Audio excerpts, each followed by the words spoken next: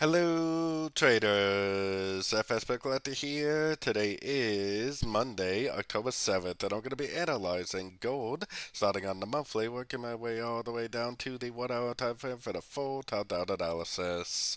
But first, don't forget to check out my website if you'd like access to my trade signals, my daily live streams on Zoom, and my 35 video trading course.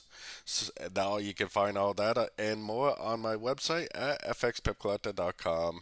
So anyways, on gold, I definitely still think this is a wave 1, a wave 2, and a big giant wave 3.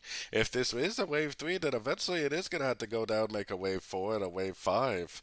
But we still don't have a fib bounce. We still don't have a lower high. There's still no proof at all that this wave 3 is over, even on the shorter time frames. So going down to the weekly time frame.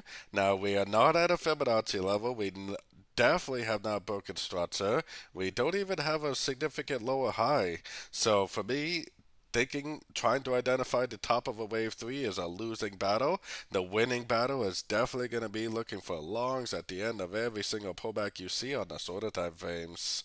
Taking it down to the daily time frame, it's definitely very, very, very sideways on gold. And the fact that it's so sideways makes me even more confident that this is going to go probably up again and probably at least go up to one of these Fibonacci extension levels. So the trend is definitely still up. It looks very, very corrective, telling me that it very likely eventually will go back up, and all that information tells me that I should continue to look for longs on shorter time frames. Going down to the 4 hour time frame is where I got a Fibonacci retracement. Now I got a Fibonacci retracement only on this wave up right here, because yes, we do have a break of structure, but that break of structure only tells me that this wave is over. It doesn't tell me that the whole trend is over on the higher time frames.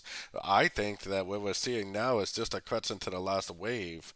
It looks impulsive down, probably a wave A. It looks like 1, 2, 3 waves up, probably a wave B. We're probably in a wave C right now.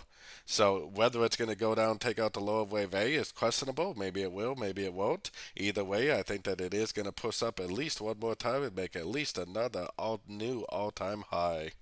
Going down to the 1 hour time frame with all the information, keeping in mind that we saw in the higher time frames, I definitely am looking for longs.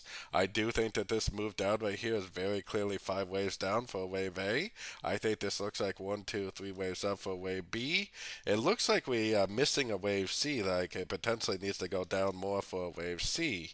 Now, not all wave C's take out the low of wave A, so I personally would not be trying to sort it, 100% not trying to sort it, because it could easily just keep on going up from here.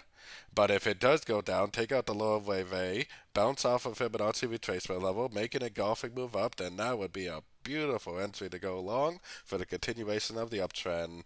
The trend is up on literally every single higher time frame, so there's no reason at all on these shorter time frames to think that it's time to start looking for shorts yet. But instead, it's time to continue to look for longs at the end of all pullbacks we see.